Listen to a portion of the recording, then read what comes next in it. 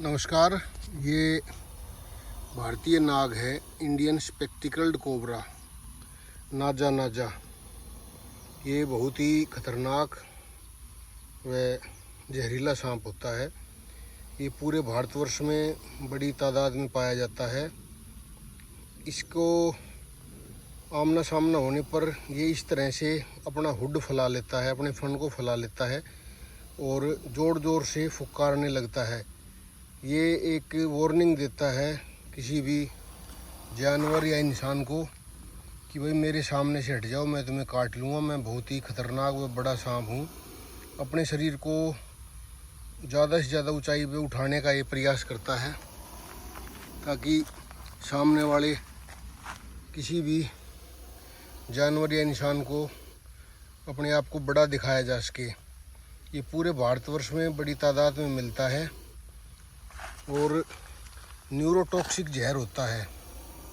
इसके काटे जाने पर हमें इसके एंटीवेनम से ही इलाज हो सकता है। हमें तुरंत अस्पताल की तरफ जाना चाहिए, ना कि किसी झाड़ फूक वाले के पास, क्योंकि जो एंटीवेनम मिलता है वो इसी के जहर से बना होता है और उसी एंटीवेनम से इंसान की जान बचाई जा सकती है। ये लद्दाख को छोड़कर पूरे भारत में बहुत बड़ी तादाद में मिलता है। ये अपनी ही जाति को खा सकता है। इसका लोगों में मिथ होता है कि ये जोड़ा बनाकर रहता है, जो कि बिल्कुल गलत है। नाग और नागिन सिर्फ मिलन करने के लिए ही एक साथ आते हैं, उसके बाद वे अपने रास्ते चले जाते हैं। और नागिन भी अपने अंडों को सुरक्षित जगह पर रखकर, जहाँ पर उचित वातावरण है और वहाँ पर वे पल सकते हैं, वहाँ उनको छोड़कर वहाँ से दूर चली जाती है। कोई भी जानवर सामने आने पर ये बहुत गुस्से में आता है और उस तरह से उसका पीछा करना शुरू कर देता है। ये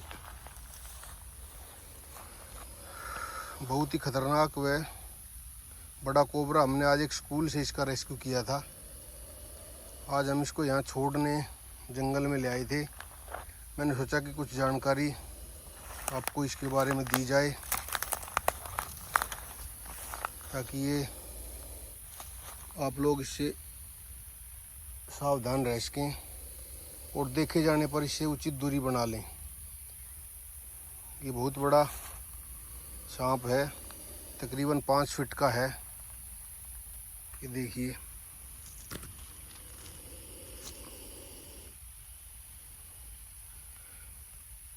लोग ये कहते हैं कि इसके एक साथी को मारे जाने के बाद ये सांप अक्सर पीछा करता है, जो कि बिल्कुल भ्रामक कथा है। इस बात में कोई सच्चाई नहीं है। ये सांप कभी भी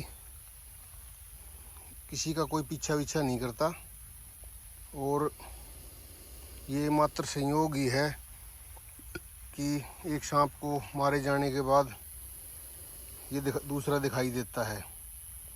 वैसे सांप को कभी मारना नहीं चाहिए, क्योंकि ये कुदरत का बनाया हुआ एक भोजन श्रृंखला का बहुत बड़ा हिस्सा है, जो कि हमें बहुत सारी बीमारियों जैसे चूहों की आबादी पर ये नियंत्रण करता है और हमें कीमती अनाज व काफ़ी सारी बीमारियों से बचाता है। हमारा कीमती अनाज भी ये बहुत बचाता है, क्योंकि चूहे अक्सर अनाज को ख़राब करते हैं, जिसकी वजह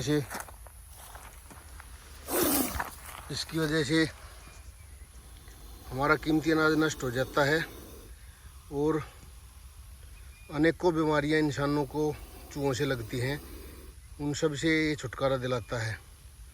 तो इसको मारे जाने के बाद भोजन श्रृंखला टूटती है और जिस उद्देश्य से इसे धरती पर कुदरत ने बनाया है, उद्देश्य की पूर्ति नहीं होती और हम उसमें रुकावट डालते हैं। तो कृपया करके इन जानवरों को मारें नहीं, इनकी रक्षा करें। खतरनाक होने के बावजूद ये इंसानों के लिए फ़ायदेमंद है।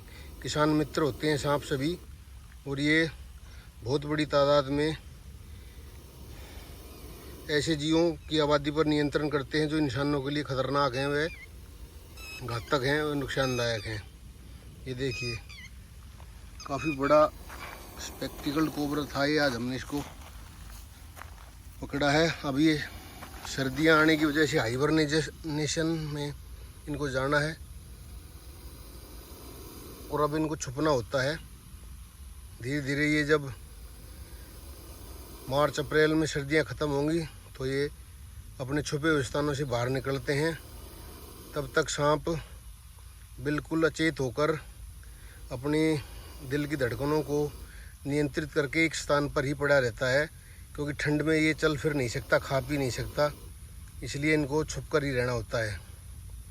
तो इस जीव का हमें सम्मान करना चाहिए, इसका बिना वजह इसको मारना नहीं चाहिए, ताकि ये भी अपने उद्देश्य की पूर्ति में इस धरती पर जिस उद्देश्य के लिए आया है वो पूरा कर सके। ये किसानों के सहायक होते हैं, हर इंसान की ये मदद करते हैं। पैर रखे जाने पर, काटे जाने पर ही ये इंसान को काटते हैं और उस सूरत में हमें तुरंत अस्पताल की तरफ जाना चाहिए, ना कि किसी झाड़ फूक वाले के पास, क्योंकि इसका इलाज सिर्फ अस्पतालों में ही है और आपको कहीं इसका इलाज नहीं मिलेगा। धन्यवाद। कृपया करके मेरे इस चैनल को बहुत सारी हम आपको जानकारियाँ देते हैं, सब्सक्राइब करें, लाइक करें और समय समय पर हमारा उत्साह बढ़ाते रहें, ताकि हम ऐसी ऐसी जानकारियाँ आपको देते रहें। ये चैनल हमने इसी उद्देश्य के साथ बनाया है, ताकि हम भारतीय जंगली जानवरों के बारे में आप लोगों का मार्गदर्शन करें और जानकारियाँ दें। धन्यवाद।